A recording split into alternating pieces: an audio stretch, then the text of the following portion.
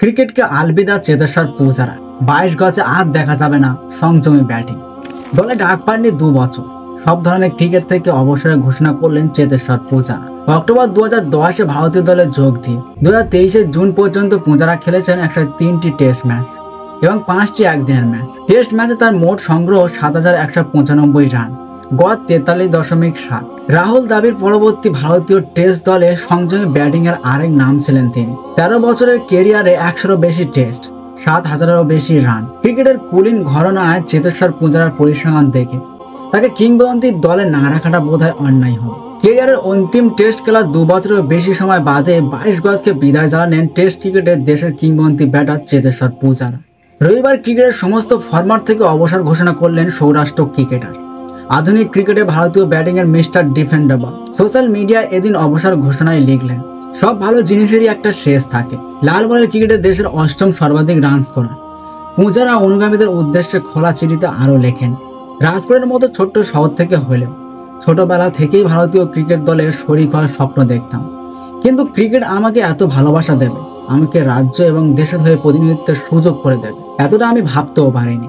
পূজারার আরও সংযোজন, ভারতের জার্সি গায়ে চাপিয়ে জাতীয় সঙ্গীত গাওয়া, মাঠে নেমে নিজেকে উজাড় করে দেওয়ার বিষয়টি ভাষায় ব্যাখ্যা করা সম্ভব নয়, কিন্তু ওই যে সবাই বলে সব ভালো জিনিসেরই একটা শেষ থাকে, তাই একরাশ কৃতজ্ঞতা নিয়ে সব ধরনের ক্রিকেট থেকে অবসর ঘোষণা করছি আমি। অক্টোবর 2010-এ ভারতীয় দলে যোগ দিয়ে 2023-এর জুন পর্যন্ত পূজারা খেলেছেন 103টি টেস্ট ম্যাচ এবং 5টি একদিনের ম্যাচ। টেস্ট ম্যাচে তার মোট সংগ্রহ 7195 রান, গড় 43.60। তার সর্বোচ্চ রান 206 নট আউট।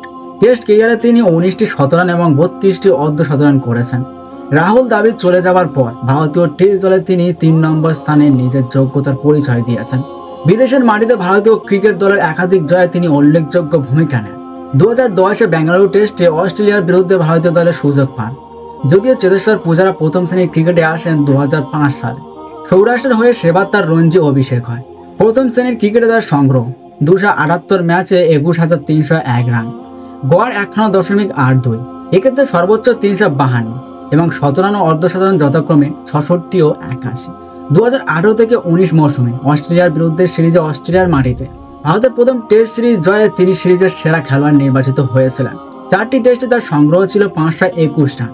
দীর্ঘ 2 বছর টেস্ট টিমে ডাক না পেলেও গত বছরে তিনি স্থান পেয়েছিলেন ভারতীয় ক্রিকেটারদের টপ লিস্টে, যে তালিকায় ছিলেন রোহিত শর্মা, বিরাট কোহলি আর অশ্বিন প্রমুখরা। এদিনের বিবৃতিতে পূজারা জানিয়েছেন, আমার ক্রিকেট ক্যারিয়ারের সমর্থন যোগানোর জন্য আমি বিসিসিআই, সৌরাষ্ট্র ক্রিকেট অ্যাসোসিয়েশনকে ধন্যবাদ জানাতে চাই। এছাড়াও সমস্ত দল, ফ্র্যাঞ্চাইজি, কাউন্টি দল যাদের হয়ে আমি বিগত সময়ে প্রতিনিধিত্ব করেছি তাদের সকলকেই ধন্যবাদ জানাই।